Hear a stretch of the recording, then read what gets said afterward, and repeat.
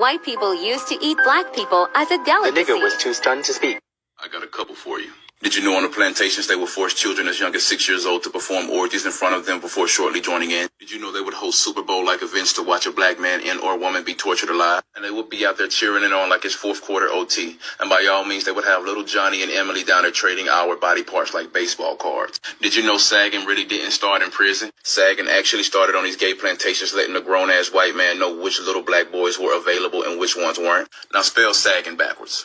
You got us again. Did you know in the transatlantic slave trade that they would take the most attractive black woman and or little girl, shackle her to a bed, and let's just say on a 3-month journey she only had enough time to sleep 3 full nights. And she clearly didn't survive past 1 year due to the immense amount of sexual assault or the diseases they brought into our lands. Black men, did you know while you were being mutilated, burned alive, tied around trees, they would cut your Johnny off and give it to a white girl as a souvenir? And they wonder why they got jungle fever. There was definitely cannibalism happening in the antebellum days. I recommend people checking out this book, The Delectable Negro. I shouldn't have done the chef kiss, but there's a part in the book that talks about the transatlantic slave trade and how white men on the ship would eat the black men on board.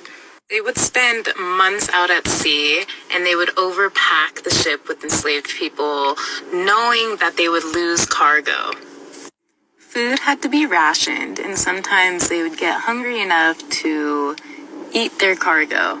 The rumor of cannibalism was kind of quickly dismissed because America had to keep this image that they were a civilized society with all their guns and colonization.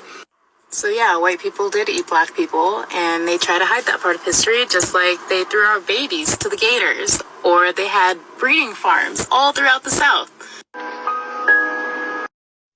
That documents the cannibalizing